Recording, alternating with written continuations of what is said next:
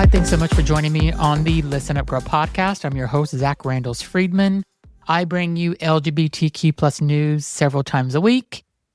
I just wanted to start this podcast off by saying I've been bringing you news almost every day lately because there's been so much LGBTQ plus news because of the current administration and all the things that are coming about anti-LGBTQ. So I'm just bringing you this news. I don't know how long I'll keep up this pace, but I will try to bring you the news as often as possible. So thanks so much for joining, and let's get into the first story. First stories are schools under siege from anti-LGBTQ laws. As the back-to-school season gets underway, the classroom has become a major political battlefield. In 2025 alone, lawmakers introduced 277 anti-LGBTQ bills targeting both students and educators.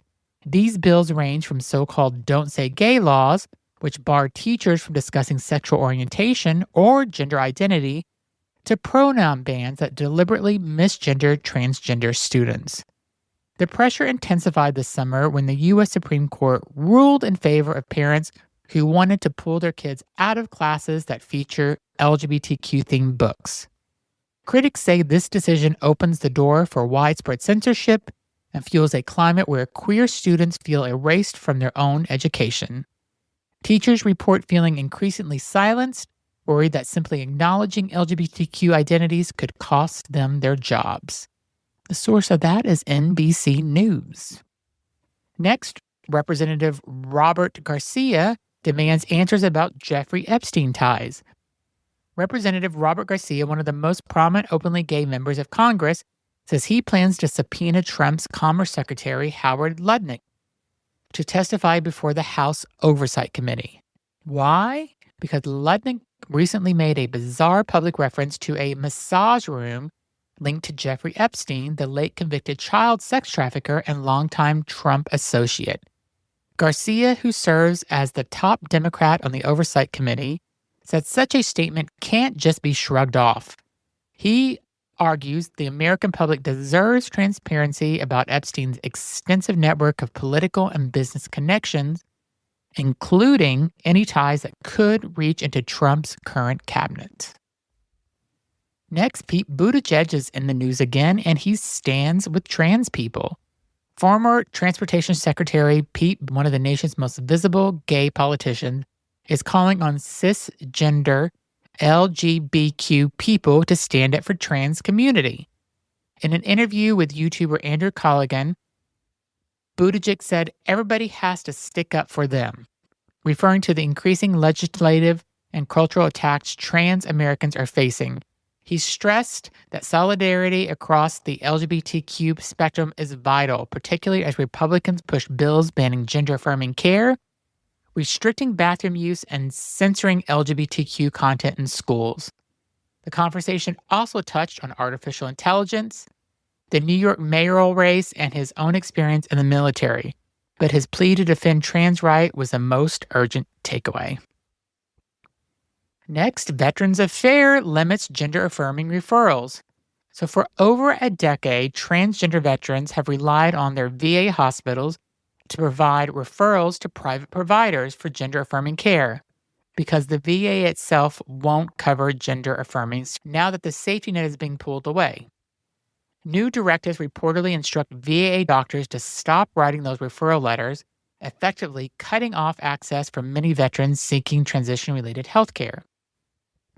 Advocacy groups say this will have devastating consequences, leaving veterans with fewer options and force many to pay out of pocket for care. Critics call it yet another example of the federal government sidelining transgender Americans, even those who have served their country. Next, appeals court rules against anti-LGBTQ preschools.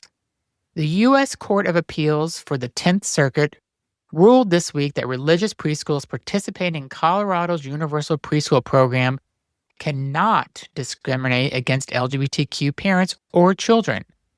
The case involved two Denver area Catholic schools that wanted taxpayer money but also wanted to exclude kids from LGBTQ families.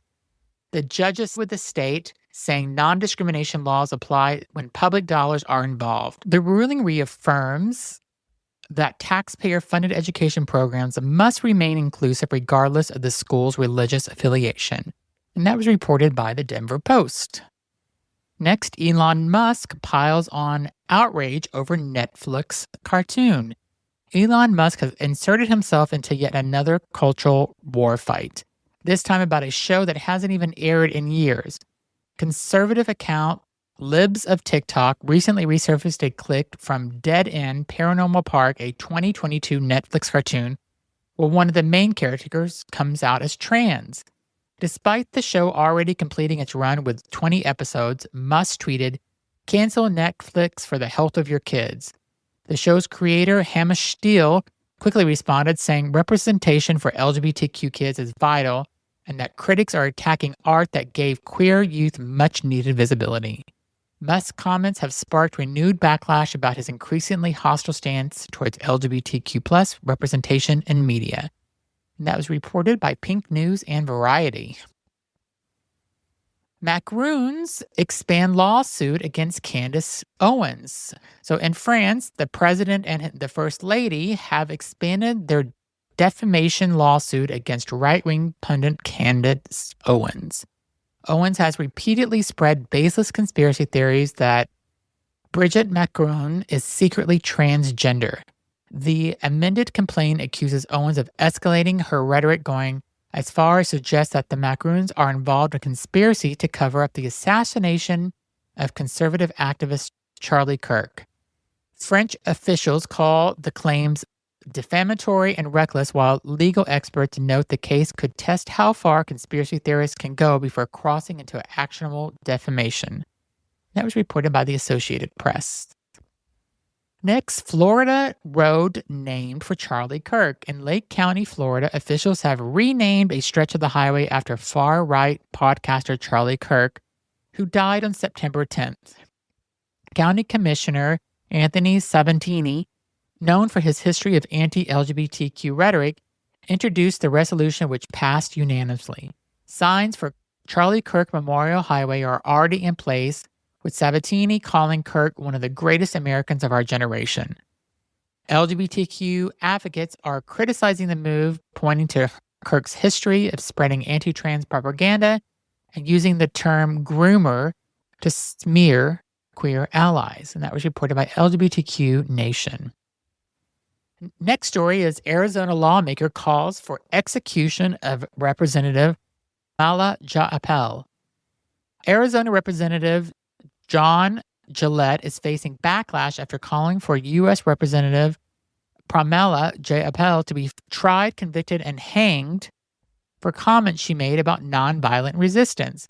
The Arizona Mirror reviewed Jayapal's full video series and confirmed she never advocated violence or overthrowing the government. Instead, she discussed peaceful protest strategies. Gillette's post is part of a disturbing trend of violent rhetoric among far-right politicians targeting progressive lawmakers and LGBTQ allies. Next, New York City cruising site arrests spark outrage. Dozens of men were arrested at a known New York City cruising site this week, and some were even transferred to ICE custody. LGBTQ advocates say the incident recalls the police entrapment campaigns of past decades, when gay men were targeted simply for existing in public spaces. State Senator Brad Holyman-Seigel condemned their arrest, calling them a frightening callback to some of the darkest chapters in queer history. Community groups are now demanding answers from police and immigration authorities, warning that immigrant queer men may be disproportionately harmed by this crackdown. And that was by Out Magazine. Next, we have Cardi B versus Nicki Minaj, and it's round 2. Nearly 10 years after the first clash, rap's biggest rivalry has reignited. Cardi B and Nicki Minaj are once again trading insults, with fans jumping in to fuel the fire. The feud may seem like pure entertainment, but in a week filled with heavy political news, it's a reminder of how pop culture continues to shape queer spaces and online conversations. LGBTQ fans in particular, who've long supported both artists, say they just want the queens of hip-hop to call a truce. And that was reported by Billboard and Rolling Stone. So that's my news for today, Friday, October the 3rd. Thanks so much for listening, and be sure to subscribe to the podcast. Please leave a comment. Please rate the podcast, and also listen to my other podcast, Everything and Anything and a Bit Gay. I have new episodes that come out every Wednesday and Saturday with really interesting and inspiring guests. Thanks for listening.